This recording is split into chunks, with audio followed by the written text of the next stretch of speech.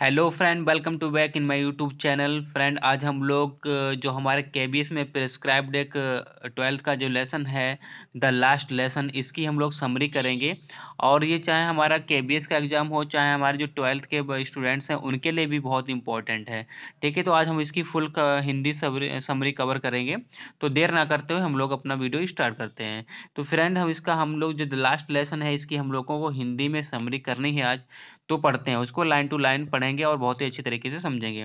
कह रहा है कि कहानी का मुख्य पात्र फ्रांसीसी लड़का फ्रांज है। इसका जो मेन कैरेक्टर है वो फ्रांज ही है। और कहानी एक फ्रांसीसी लड़के फ्रांज द्वारा सुनाई गई है। और जो इसका मेन कैरेक्टर है फ्रांज, वही इसका क्या है, नरेटर है, यानी वही स्पीकर है। वह आलसी तो है लेकिन संवेदनशील है। वह वो लेजी है, आलसी है, लेकिन क्या है, संवेदनशील है। और खेलना पसंद करता है।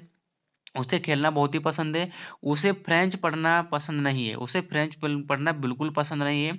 और वह अपने शिक्षक एम हैमल से नफरत करता है। जो उसके क्लास टीचर होते हैं एम हैमल, उनसे वो क्या करता है, बहुत ही नफरत करता है। ठीक है, आगे पढ़ते हैं। क्या करता है, देखिए, फ्रांस राज्य के जिलों अल्सेस और लॉरेंस पर अधिकार करने के बाद, यानी जो फ्रांस है वो क्या कर लेता है, यानी जो दो जिले हैं जिनका नाम है अल्सेस और लॉरेंस पर अधिकार कर लेता है। यानी ये जिले याद रखना है, अल्सेस और लॉरेंस पर वो क्या कर लेता है, अधिकार यानी वो उस पर अधिकार का वो मतलब पा लेता है। तो क्या उसके बाद क्या करता है, बर्लिन ने आदेश दिया कि वहाँ की स्कूलों में फ्रेंच के बजाय जर्मन भाषा सिखाई जाए। ठीक है, क्योंकि फ्रांस में जो था, फ्रांस के जो जो जो दो जिले थे अल्सेस और लॉरेंस पर वो कौन जर्मन उस पर काबू कर लेता है। ठीक है, उनको अपने अंडर में कर लेता है।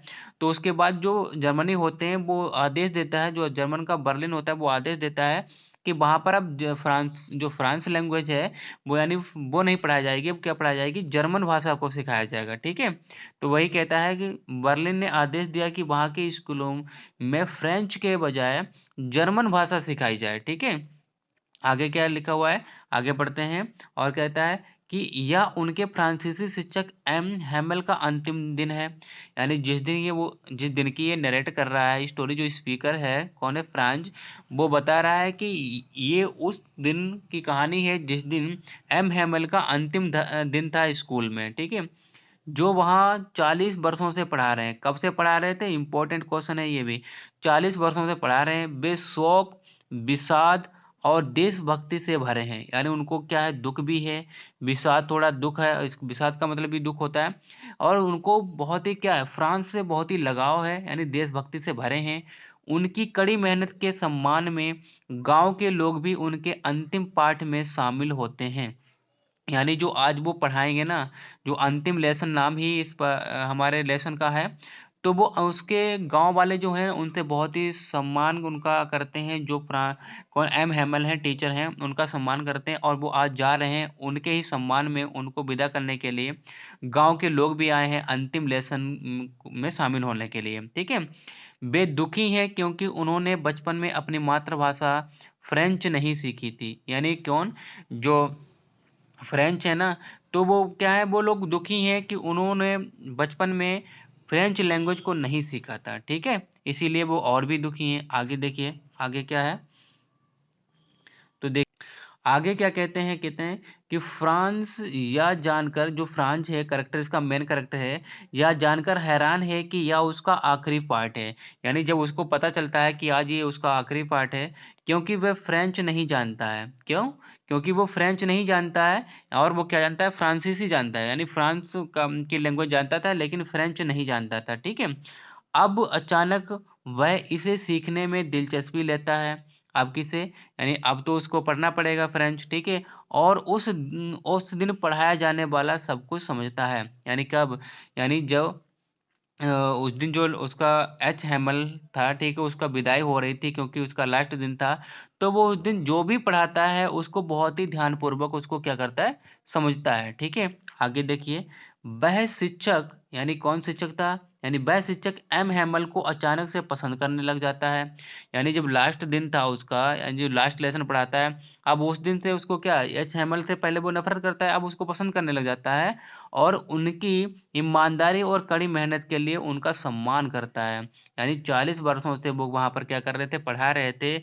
अब उनकी कड़ी मेहनत को और ईमानदारी देखकर वो क्या करने लग जाता है, फ्रांज उनसे क्या उनको पसंद करने लग जाता है। ठीक है, आगे क्या लिखा है, वह उनके विदा होने पर दुखी होता है। यानी जब वो जा रहे होते हैं तो वो भी दुखी होने लग जाता है और पार्टिसिपल्स को याद ना कर पाने के लिए शर्मिंदा होता है। यानी कौन, यानी जो एच एमएल थे, उन्होंने एक दिन पहले ही पार्टिसिपल्स को सुनने के लिए ये सभी बच्चों को ये काम दिया था कि नेक्स्ट दिन जो पार्टिसिपल्स सुने जाएंगे। ठीक है, और ये जो फ्रांच है ये उस दिन लेट भी हो जाता है, जिस दिन उनकी विदाई होती है उसी दिन ये पार्टिसिपल्स वाला लेसन भी सुनने को होता है। लेकिन जो एच एम एल होते हैं वो पार्टिसिपल्स के बारे में कोई भी जिक्र नहीं करते हैं। ठीक है, क्योंकि उस दिन उनकी विदाई हो रही होती है और वो दुख में होते हैं। ठीक है, आगे देखिए क्या लिखा हुआ है, आगे पढ़ते हैं हम लोग। ठीक है, तो एच हैमल उन्हें बताता है कि सीखने के लिए पर्याप्त उत्सुक नहीं होने, इसे अगले दिन के लिए टालने के लिए वे सभी दोषी हैं। वह उन्हें ईमानदारी से नहीं सिखाने के लिए खुद को दोषी ठहराता है। क्या कहता है, अब देखिए वो क्या क्या कह रहा है, एम हैमल उन्हें बताता है, क्या बताता है कि सीखने के लिए पर्याप्त उत्सुक नहीं होने, यानी कौन, जो स्टूडेंट हैं वो सीखने के लिए पर्याप्त मात्रा में उत्सुक नहीं है, उनके अंदर क्या जुनून नहीं है, इसे अगले दिन के लिए टालने के लिए वे सभी दोषी हैं और कहते हैं कि आज नहीं कर लेंगे, आज नहीं करेंगे, कल कर लेंगे। ठीक है, तो हम लोग क्या करते हैं, यानी एक काम दूसरे दिन पर टालते रहते हैं, अभी नहीं, थोड़ी देर बाद कर लेंगे, थोड़ी देर बाद नहीं, थोड़ी देर बाद कर लेंगे, शाम को कर लेंगे, उसके बाद हम लोग कहते हैं नहीं, कल कर लेंगे। इसी तरीके से हम लोग क्या कहते हैं, टालते रहते हैं और जो समय है हमारा क्या होता रहता है, बीतता रहता है।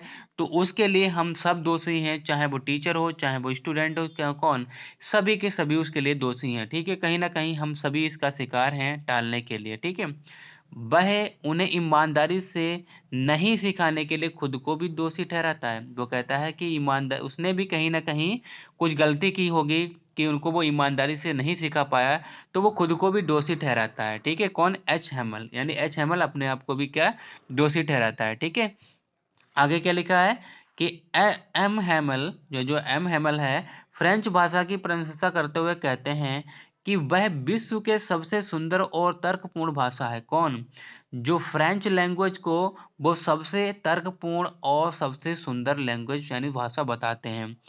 इससे उनकी देशभक्ति झलकती है। अब उनसे इससे अच्छा लगता है, यानी ये फ्रेंच के बारे में बात कर रहे हैं तो फ्रेंच लैंग्वेज की तारीफ कर रहे हैं, तो इसका मतलब है कि वो अपने देश की लैंग्वेज की बात कर रहे हैं, तो देशभक्ति झलकती है।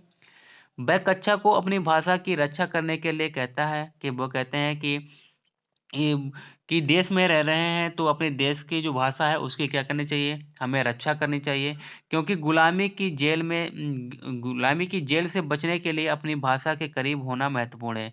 वो कह रहा है कि अगर तुम्हें गुलामी से बचना है तो सबसे पहले अपने देश की भाषा को क्या कर लो, मजबूत कर लो, या उन्हें जर्मनों से मुक्त होने में मदद करेगा। यानी जो जर्मनी थे, जर्मन के लोग या फ्रेंच के ऊपर क्या कर रहे थे, काबू कर रहे थे, तो वो कहते हैं कि जो हमारी फ्रेंच की लैंग्वेज है उसके ऊपर क्या कर लो, पकड़ बना लो, उसको मजबूत कर लो, और जिससे हम जर्मन से मुक्त हो पाएंगे। ठीक है, तो फ्रेंड आई थिंक आपको इतना ये समझ में आया होगा। आगे क्या कहते हैं, आगे कहते हैं वे अपनी मातृभाषा सीखने को महत्व महसूस करते हैं। वो कहते हैं कि जो हमारी मातृभाषा है उस पर महत्व देना चाहिए और उसको सीखना चाहिए, और जर्मनों द्वारा उनकी निरक्षरता के कारण उन्हें पराजित किया गया है।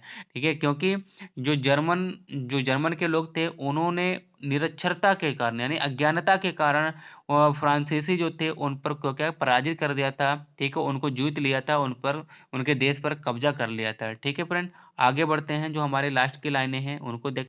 तो जो लास्ट में हम और वो क्या कहता है कि यानी देखिए, फ्रांज को लगता है कि किसी व्यक्ति से किसी की भाषा को छीनना संभव नहीं है। यानी जो फ्रांज था, इसका मेन कैरेक्टर है, उसे लगता है कि किसी भी इंसान से उसकी भाषा को छीनना यानी उसकी भाषा को बदलना आसान नहीं है, संभव नहीं है, क्योंकि यह प्रत्येक वाणी के लिए स्वाभाविक है, यानी हर किसी वाणी हर एक भाषा में के लिए स्वाभाविक है, यानी हर कोई भाषा बोल सकता है। जिस तरह कबूतरों के लिए कू की आवाज़ स्वाभाविक है, यानी जैसे कि जो कबूतर होते हैं वो कू की आवाज़ निकालते हैं, तो आप उससे बोलो कि काव काव बोलो तो नहीं बोल पाएगा ना।